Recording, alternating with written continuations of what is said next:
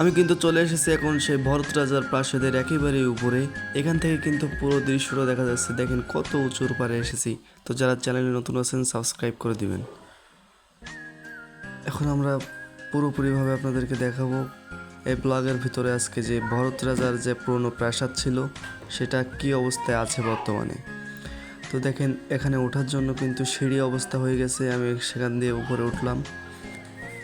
এখান থেকে কিন্তু আরও উঁচু আছে। এটা আগে যে প্রাসাদ ছিল সেটা মাটির নিচে ডেবে গেছে, তার কারণে এমন হয়ে গেছে। এখানে কিন্তু ভরত রাজার পুরনো প্রাসাদ ছিল, অনেক বড় প্রাসাদ। আর এখানে বর্তমানে অনেক মানুষ ঘুরতেও আসে। আর ঈদের সময় আমরা গেছিলাম বন্ধুরা সবাই মিলে। আপনারা দেখতে পাচ্ছেন অনেক সুন্দর লাগতেছে দেখতে। প্রাচীন আমলের যে দৃশ্যগুলো সেটা কিন্তু আসলেই অনেক সুন্দর লাগে দেখতে। এখান থেকে দেখেন নিচে কত উঁচু, আমরা কত উঁচুতে আছি, তাহলে প্রাসাদটা কত বড় ছিল। এটা হচ্ছে সব থেকে উঁচু। এখানে হয়তো প্রাসাদের মূলটা ছিল।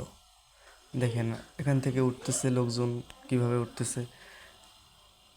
এখন আমি আপনাদেরকে এখান থেকে নেমে দেখাবো কিভাবে আমরা নামি। তো আজকের ব্লগে আপনাদেরকে এইটুকুই দেখালাম।